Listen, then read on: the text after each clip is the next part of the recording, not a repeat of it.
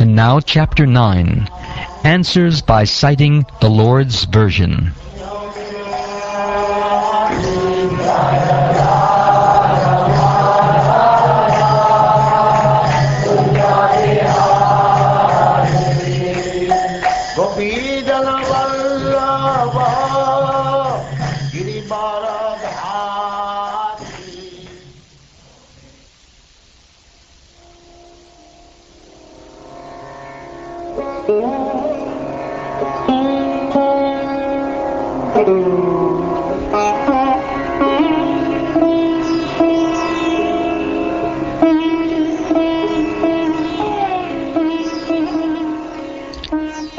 Sri Shukdev Goswami said, O King, unless one is influenced by the energy of the Supreme Personality of Godhead, there is no meaning to the relationship of the pure soul in pure consciousness with the material body. That relationship is just like a dreamer's seeing his own body working. The illusioned living entity appears in so many forms, offered by the external energy of the Lord. While enjoying in the modes of material nature, the encaged living entity misconceives, thinking in terms of I and mine. As soon as the living entity becomes situated in his constitutional glory and begins to enjoy the transcendence beyond time and material energy, he at once gives up the two misconceptions of life, I and mine, and thus becomes fully manifested as the pure Self. O King, the Personality of Godhead, being very much pleased with Lord Brahma because of his non-deceptive penance in Bhakti Yoga, presented his eternal and transcendental form before Brahma, and that is the objective goal for purifying the conditioned soul. Lord Brahma, the first spiritual master, supreme in the universe, could not trace out the source of his lotus seat, and while thinking of creating the material world, he could not understand the proper direction for such creative work, nor could he find out the process for such creation. While thus engaged in thinking in the water, Brahmaji heard twice from nearby two syllables joined together. One of the syllables was taken from the 16th and the other from the 21st of the Sparsha alphabets, and both joined to become the wealth of the renounced order of life. The 16th is Ta, and the 21st is Pa. Combined, the word Tapa, or penance, is formed. When he heard the sound, he tried to find the speaker, searching on all sides. But when he was unable to find anyone besides himself, he thought it wise to sit down on his lotus seat firmly and give his attention to the execution of penance as he was instructed. Lord Brahma underwent penances for 1,000 years by the calculations of the demigods. He heard this transcendental vibration from the sky, and he accepted it as divine. Thus he controlled his mind and senses, and the penances he executed were a great lesson for the living entities. Thus he is known as the greatest of all ascetics. The Personality of Godhead, being thus very much satisfied with the penance of Lord Brahma, was pleased to manifest his personal abode by Kunta, the supreme planet above all others. This transcendental abode of the Lord is adored by all self-realized persons, freed from all kinds of miseries and fear of illusory existence. In that personal abode of the Lord, the material modes of ignorance and passion do not prevail, nor is there any of their influence in goodness. There is no predominance of the influence of time, so what to speak of the illusory external energy? It cannot enter that region. Without discrimination, both the demigods and the demons worship the Lord as devotees.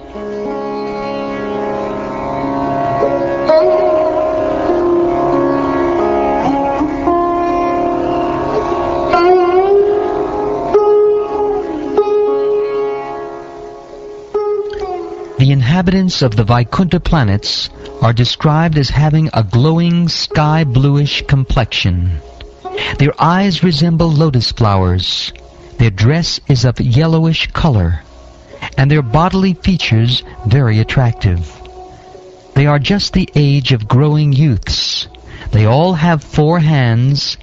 They are all nicely decorated with pearl necklaces, with ornamental medallions, and they all appear to be effulgent. Some of them are effulgent like coral and diamonds in complexion, and have garlands on their heads blooming like lotus flowers, and some wear earrings. The Vaikuntha planets are also surrounded by various airplanes, all glowing and brilliantly situated. These airplanes belong to the great Mahatmas or devotees of the Lord. The ladies are as beautiful as lightning because of their celestial complexions, and all these combined together appear just like the sky decorated with both clouds and lightning. The goddess of fortune in her transcendental form is engaged in the loving service of the Lord's lotus feet, and being moved by the black bees, followers of spring, she is not only engaged in variegated pleasure, service to the Lord, along with her constant companions, but is also engaged in singing the glories of the Lord's activities. Lord Brahma saw in the Vaikuntha planets the personality of Godhead, who is the Lord of the entire devotee community, the Lord of the goddess of fortune, the Lord of all sacrifices, and the Lord of the universe, and who is served by the foremost servitors like Nanda, Sunanda, Prabhala, and Arhana, his immediate associates. The personality of Godhead, seen leaning favorably towards his loving servitors, his very sight intoxicating and attractive, appeared to be very much satisfied. He had a smiling face decorated with an enchanting reddish hue. He was dressed in yellow robes and wore earrings and a helmet on his head. He had 4 hands, and his chest was marked with the lines of the goddess of fortune.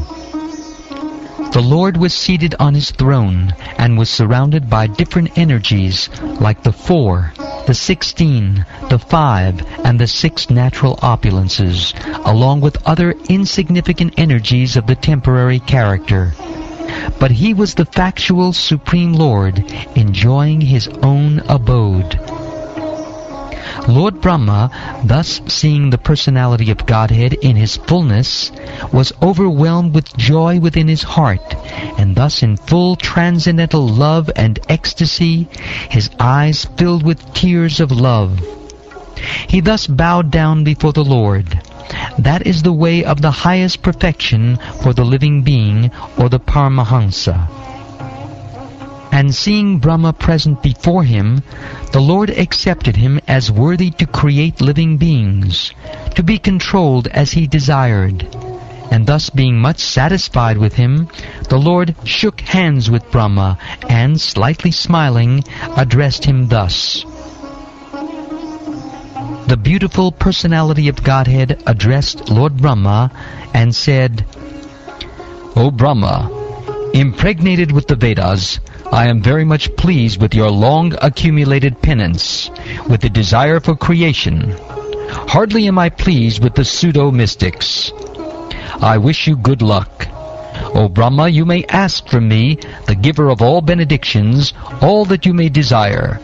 You may know that the ultimate benediction, as the result of all penances, is to see me by realization." The highest perfectional ingenuity is the personal perception of my abodes, and this has been possible because of your submissive attitude in the performance of severe penance according to my order. O sinless Brahma, you may know from me that it was I who first ordered you to undergo penance when you were perplexed in your duty. Such penance is my heart and soul, and therefore penance and I are non-different. I create this cosmos by such penance. I maintain it by the same energy, and I withdraw it all by the same energy. Therefore the potential power is penance only.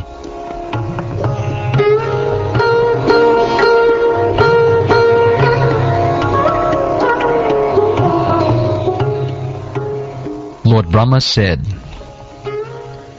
O Personality of Godhead, you are situated in every living entity's heart as the Supreme Director, and therefore you are aware of all endeavors by your superior intelligence, without any hindrance whatsoever. In spite of that, my Lord, I am praying to you to kindly fulfill my desire. May I please be informed how, in spite of your transcendental form, you assume the mundane form, although you have no such form at all. And please inform me how you, by your own self, manifest different energies for annihilation, generation, acceptance, and maintenance by combination and permutation. O Master of all energies, please tell me philosophically all about them. You play like a spider that covers itself by its own energy, and your determination is infallible.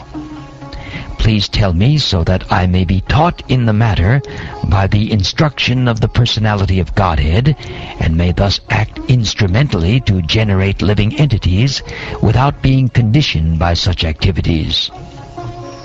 O my Lord, the unborn, you have shaken hands with me just as a friend does with a friend, as if equal in position. I shall be engaged in the creation of different types of living entities, and I shall be occupied in your service. I shall have no perturbation, but I pray that all this may not give rise to pride, as if I were the Supreme. The Personality of Godhead said, Knowledge about me, as described in the Scriptures, is very confidential, and it has to be realized in conjunction with devotional service. The necessary paraphernalia for that process is being explained by me. You may take it up carefully. All of me, namely my actual eternal form and my transcendental existence, color, qualities, and activities, let all be awakened within you by factual realization out of my causeless mercy. Brahma, it is I, the Personality of Godhead, who was existing before the creation, when there was nothing but myself. Nor was there the material nature, the cause of this creation. That which you see now is also I, the Personality of Godhead. And after annihilation, what remains will also be I, the Personality of Godhead. O Brahma, whatever appears to be of any value, if it is without relation to me, has no reality. Know it as my illusory energy, that reflection which appears to be in darkness. O Brahma, please know that the universal elements enter into the cosmos, and at the same time do not enter into the cosmos.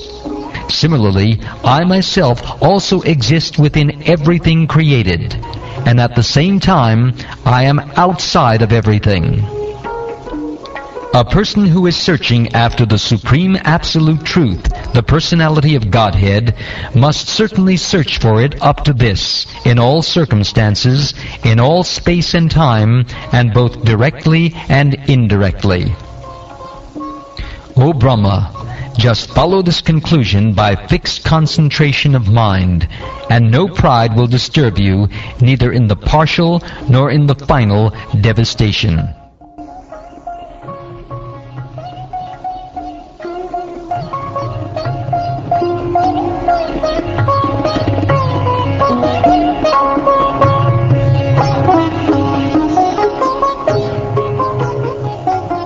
Shukadeva Goswami said to Maharaj Parikshit, "The Supreme Personality of Godhead, Hari, after being seen in his transcendental form, instructing Brahmaji, the leader of the living entities, disappeared."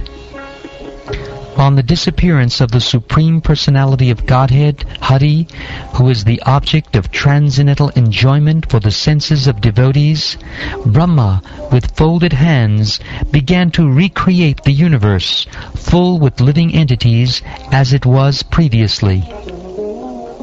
Thus, once upon a time, the forefather of living entities and the father of religiousness, Lord Brahma, situated himself in acts of regulative principles, desiring self-interest for the welfare of all living entities. Narad, the most dear of the inheritor sons of Brahma, always ready to serve his father, strictly follows the instructions of his father by his mannerly behavior, meekness, and sense control. Narad very much pleased his father and desired to know all about the energies of Vishnu, the master of all energies, for Narad was the greatest of all sages and greatest of all devotees, O king. The great sage Narad also inquired in detail from his father, Brahma, the great-grandfather of all the universe, after seeing him well satisfied. Thereupon, the supplementary Vedic literature, Srimad Bhagavatam, which was described by the personality of Godhead and which contains 10 characteristics, was told with satisfaction by the father, Brahma, to his son, Narad. In succession, O king, the great sage Narad instructed Srimad Bhagavatam unto the unlimitedly powerful Vyasadeva, who meditated in devotional service upon the Supreme Personality of Godhead, the Absolute Truth, on the bank of the river Sarasvati.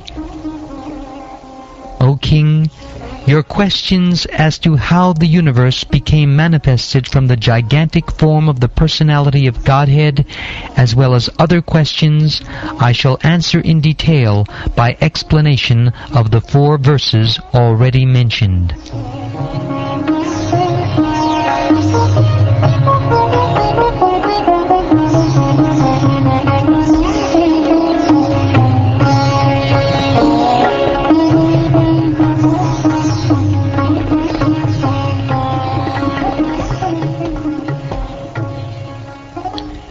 Thus ends the 9th chapter of the 2nd canto of the Srimad Bhagavatam, entitled Answers by Citing the Lord's Version.